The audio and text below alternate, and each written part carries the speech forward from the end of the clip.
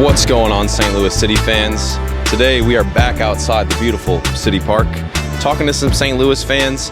Tonight we play Vancouver. Let's see what they have to say. This is Jake Nervinski's kind of return home. He played 6 seasons with Vancouver. Okay. What do you expect from him tonight? Anything different or outside of the box from him?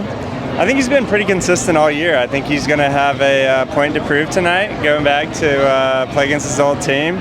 Earlier in the year, we saw Johnny Nelson have a really strong outing against Cincinnati, his former squad, so I would expect much the same from Jake tonight. I love watching Jake. He's a great player. He's a solid right back for us, and he was for years. I know other people disagree with me, but I love watching the guy play. He's fantastic. He's such a nice guy, too. You know, him and his wife, and he's got such a lovely little kid, too. Like, he's fantastic. He's a nice guy. Yeah. But I will say, I am more disappointed that we lost Tim Parker, though.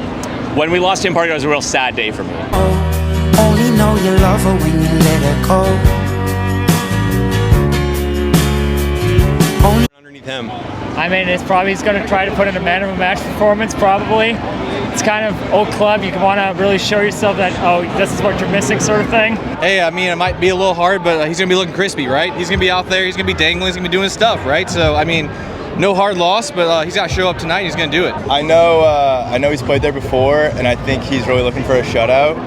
Him and Tim Parker were up there at one point, so hoping those boys can pitch a shutout tonight. You know, I expect a revenge performance. Maybe some crazy might chip in with an assist or something.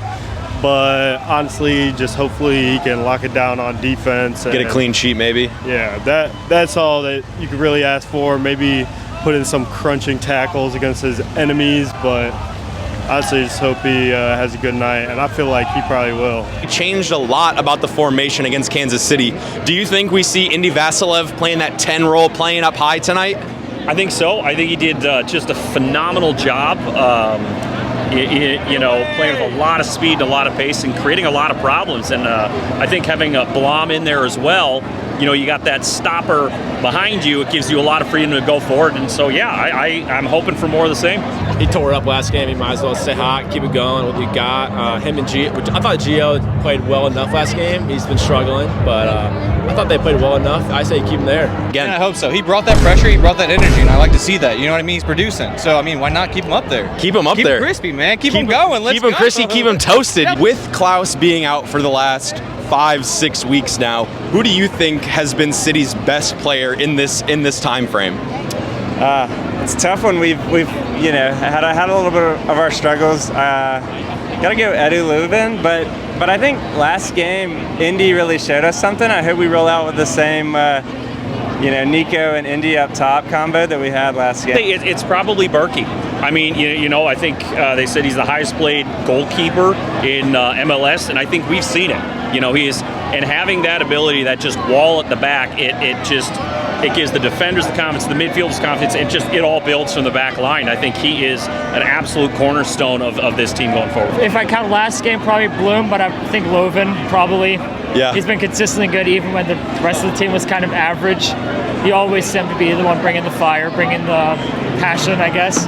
I am always a Lewin fan, and I think, you know, sometimes he does have bad games, but I feel like he is still, like, the most important player in terms of linking everything together. So, outside of Kyle Hebert, you know, what else has Canada really brought to the table? Like, what have they given us?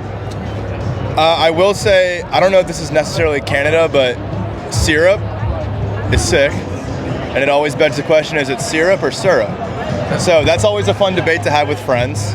Besides that, I don't know. Anything for you? Hockey, maybe? But, Hockey? I mean, even St. Louis is better at hockey than they are. What did he say?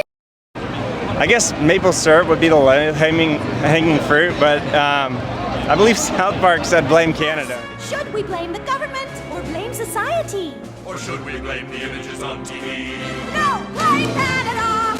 Blame Canada! And that's what we're going to do tonight. Nice. Man, maple syrup.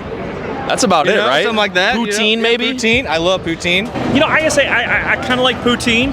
It's not bad if you get it from a good place, and some people may hate me for this, but I remember I went to school at Syracuse, New York, so real close to Canada, and a lot of the Canadians will put mayo on their burger. I know, controversial statement, but don't knock it till you tried it. Attention! This just in. Well, it's been about a week since St. Louis beat Sporting Kansas City 4-0, but their fans haven't left. Is there anything you'd like to say to the camera? Silence.